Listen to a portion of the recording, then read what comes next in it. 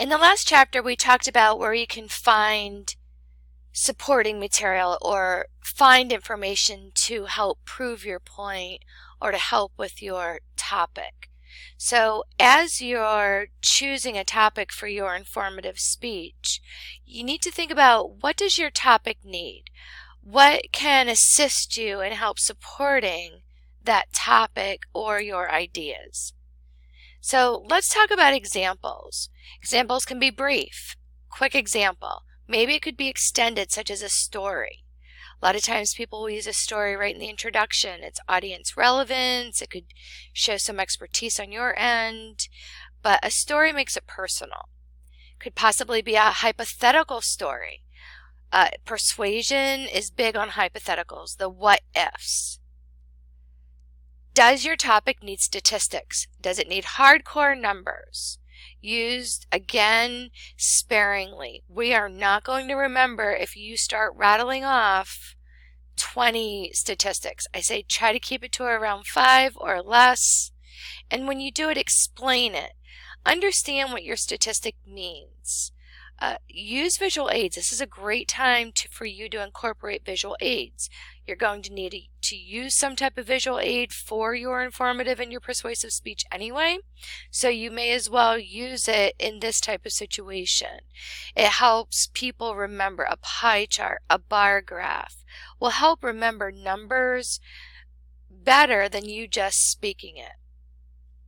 Maybe testimony. Personal testimony, your own personal experience. Lay testimony, someone else's experience. A friend told you about the accident that they just saw or they were just in. Prestige testimony and expert testimony. Don't get these confused. Prestige testimony is those influencers, maybe actors, actresses, sports figures. Has a lot of control, a lot of influence, but not expert influence, such as on that expert testimony, a doctor, a lawyer, someone who is an expert in their field. So don't get those two confused. Some tips on those. Again, make sure that you are quoting or paraphrasing accurately. If it has been through an interview, make sure you possibly record that interview with permission. Talking about qualified, unbiased sources as much as we can.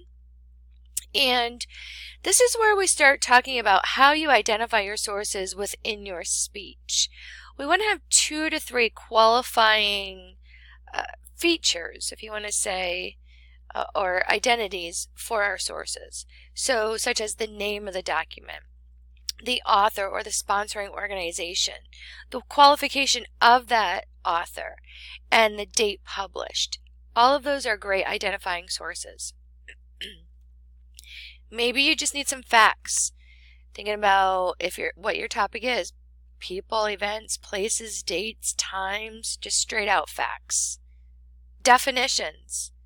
Be very clear on what you want your audience to know about your topic. If it needs a definition, put it right in the introduction or right away so we understand where you're coming from. So what does your topic need?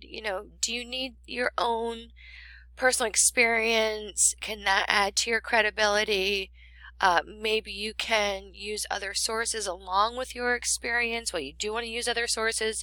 You're going to need to use 3 sources for your informative speech, 5 for your persuasive speech.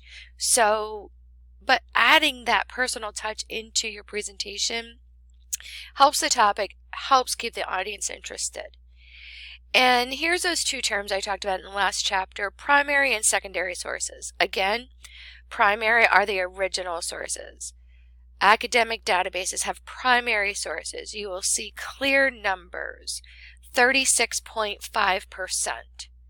Secondary are built on those primary, and we want to try to get quality secondary sources, such as newspapers, references. And they, again, build on those primary sources. You may start to see words such as up to or nearly expressed in those secondary sources. Again, try to get the most quality source you can. That leads us to popular versus scholarly. Scholarly, again, written for people that are experts in the field. So when you look at that research online in the library and you go into the academic databases, you don't have time to go through all of that. Look for the abstracts. See what the abstract says. Is it something that you can utilize? You would never be able to go through a whole entire research or thesis or dissertation. It's just too long, and there's words in there that you're not going to be familiar with. And that's why we have those popular sources that are written for the general reader. I'm going to put you above the general reader as you are becoming more educated, and you're going to become a teacher in this informative speech.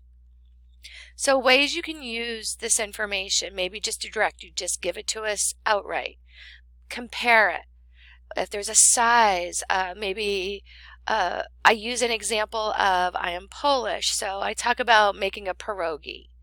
Well, I can compare that to almost every other culture that has some type of food that is something wrapped in dough, whether it's a ravioli or a dumpling or an empanada.